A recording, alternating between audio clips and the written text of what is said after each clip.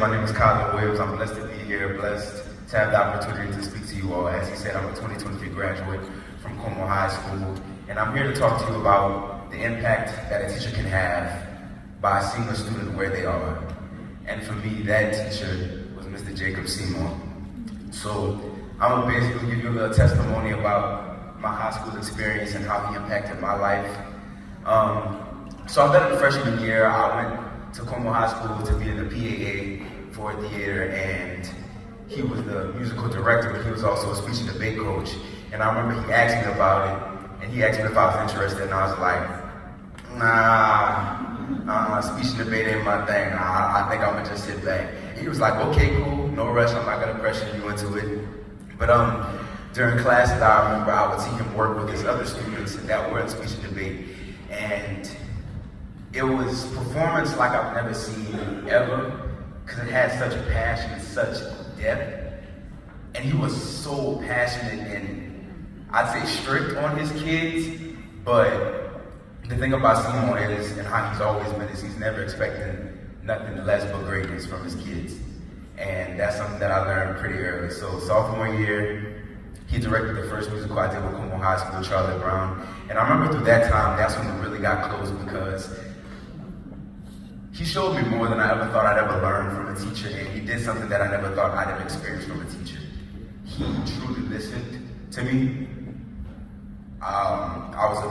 When I came into Como High School, I was kind of a quiet kid.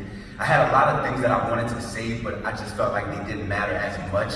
I didn't think people would really be attentive to what I had to say. And also, I kind of came with like some anger issues, because I had a lot of things from my past that I was still holding on to me. And I remember sometimes I would just talk with him in the black box, and I would just start to vent out of nowhere, and he would listen to me. Now, it's this thing where somebody can look you straight in the eyes and just grasp everything that you're saying and is truly engaged in a conversation. And that was something that I never experienced before from a teacher. Something that I thought I never would. But that's how our relationship got closer. And I remember my junior year, that's when I was like, you know what? He's giving all these things to me. He's giving me so many fundamentals, not only as an actor, but as a person and as a student. You know what, I'm gonna go try out speech and debate. And my first tournament was a state tournament. I wound up getting first. And I didn't mean to brag, I'm sorry. No. So I got first place, and I was like, you know what, this ain't too bad. I'm gonna try it out. So then I go to the national tournament, and I wound up getting third in the nation my first year. So that was, but it was something I realized that year about speech and debate that I was so thankful for Seymour for.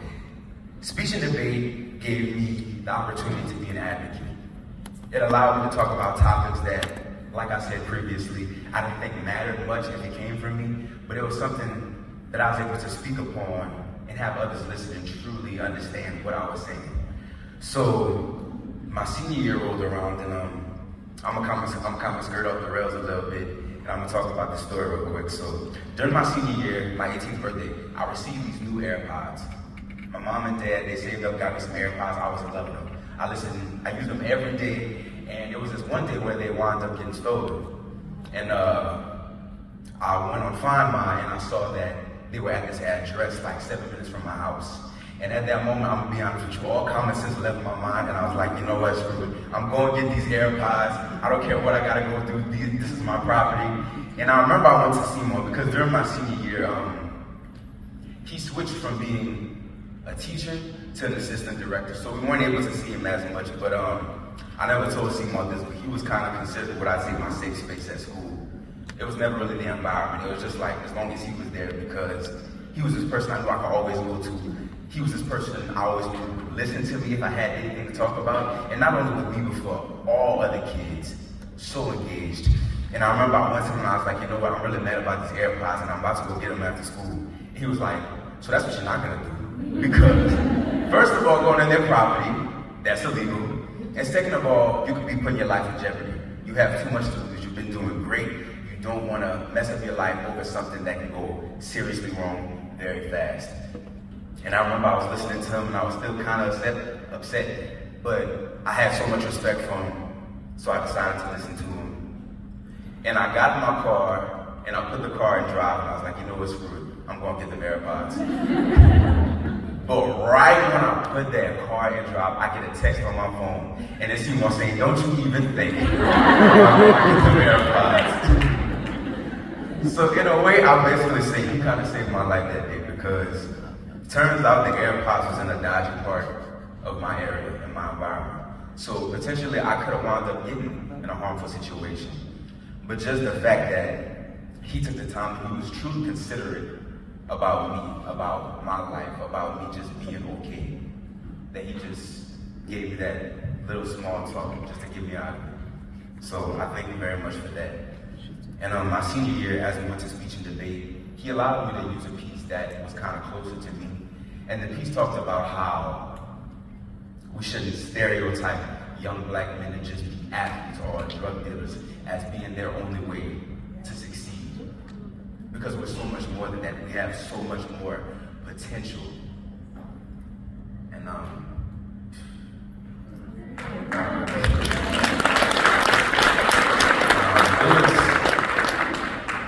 it was a very emotional time, because that was, I'd say, the first time where I actually felt like I had the potential to be more than what I saw.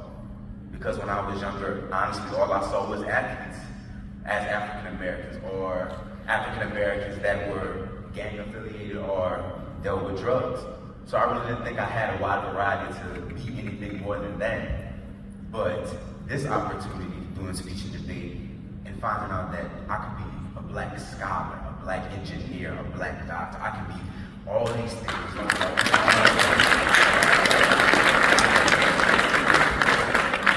So I'm gonna just wrap this up real quick, but all I wanna say is,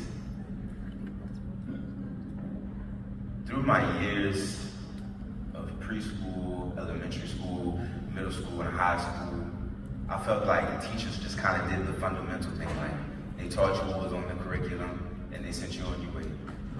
But for Seymour, he redefined what a teacher is. A teacher teaches you more than what's on the curriculum. He teaches you about life. He teaches you how to succeed. He teaches you the ups and the downs through life. But as long as you have a level head, and as long as you have faith in yourself, then anything is possible.